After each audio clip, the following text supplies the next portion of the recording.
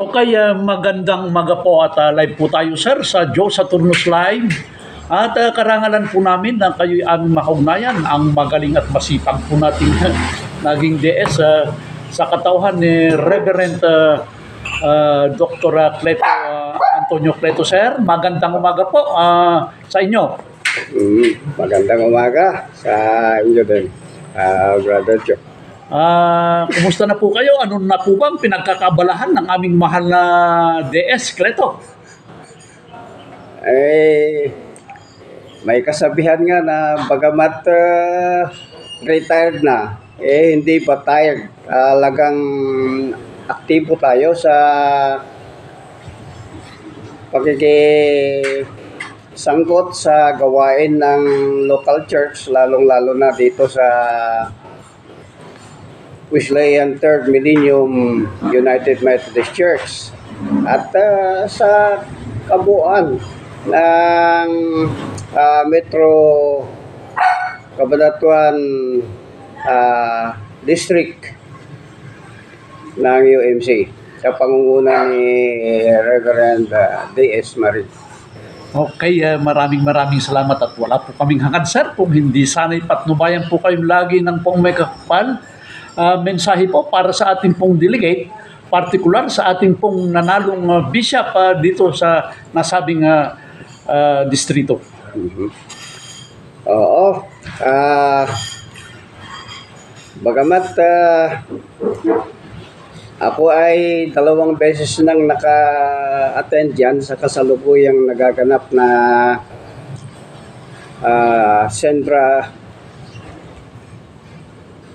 sa kasalukuyang Philippines Central Conference at na-welcome ko ang mga ilan, pero sa pagkakataong ito ay nais kong welcome ang lahat ng mga delegado sa kasalukuyang nagaganap na Central Conference, ang mga delegado ng laiko at ng mga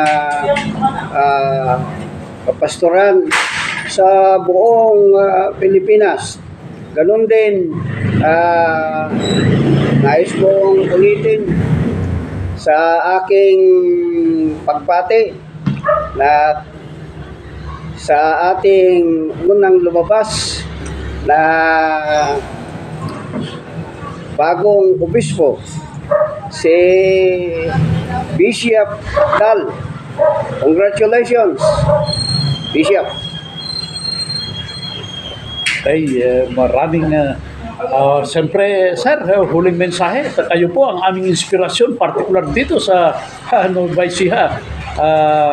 Mensahe rin po para sa kanila.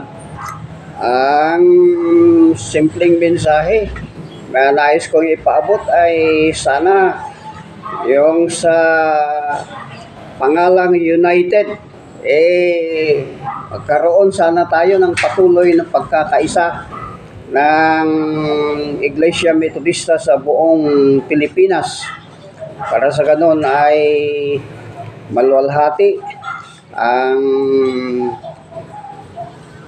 ating Panginoong Hesukristo at ang kanyang iglesia sa kabuuan.